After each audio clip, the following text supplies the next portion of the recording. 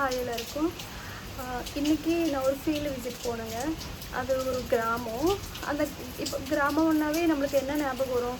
நிறைய மரம் செடி கொடிங்க இருக்கும். அதனால் அங்கே கூல் கிளைமேட் இருக்கும், ஜாலியாக இருக்கலாம், என்ஜாய் பண்ணலாம். இந்த மாதிரி மென்டாலிட்டியெல்லாம் போயிடுச்சு. இப்போது கிராமத்தில் கூட மரம் இல்லை, செடி இல்லை. இந்த டெம்பரேச்சர் ஹெவி டெம்பரேச்சருங்க இன்றைக்கி. லிட்ரலி சொல்லணுன்னா எனக்கு நான் எங்கே மயக்க போட்டு ஊஞ்சிடணும் அந்த அளவுக்கு கிளைமேட் அந்த மாதிரி இருந்துச்சு. அதிகமான டெம்பரேச்சர் இருந்துச்சு. ஒரு கடையாண்ட நின்றுங்க. அந்த கடையாண்ட ஒரு செடி கூட இல்லை. அது ஒரு பஸ் ஸ்டாப். ஒரு கடை இருக்குது, அந்த கடை சார்ந்து ஒரு செடி இல்லை, அது பஸ் ஸ்டாப் தான். அந்த இடத்துல நிற்கிறேன். 1.5 மணி நேரமாக வெயிலில் பஸ்ஸும் வரல.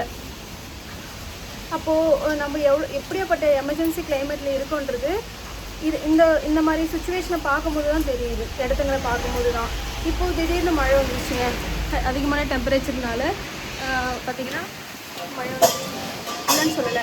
பட் நம்ம வீட்டுக்கு ஒரு ஏசி தேவைன்னு நினைக்கும் போது வீட்டுக்கு ஒரு மரம் வேணும்னு நம்ம நினைக்கணும்ல. அந்த மரத்தால் தான் கிளைமேட்டை மாற்ற முடியும். கிளைமேட் நல்லா இருந்துச்சுன்னு வச்சிங்களேன், நம்மளுக்கு அந்த கிளைமேட் எப்படி மாறினாலும் டெம்பரேச்சர் நம்ம அந்த வெயிலானது நம்ம மேலே படாது. நம்மளை பாதுகாத்துக்கலாம். வீட்டுக்கு ஒரு மரம் வளர்க்கணும் கண்டிப்பாக.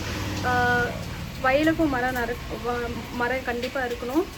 அப்போ தாங்க அந்த கூல் கிளைமேட்டை மாற்றி நம்ம மழை பெய்ய வைக்க முடியும், மனுஷங்க வாழ முடியும். மனுஷன் மட்டும் இல்லைங்க, உயிரினங்க எல்லாருமே வாழ முடியும்.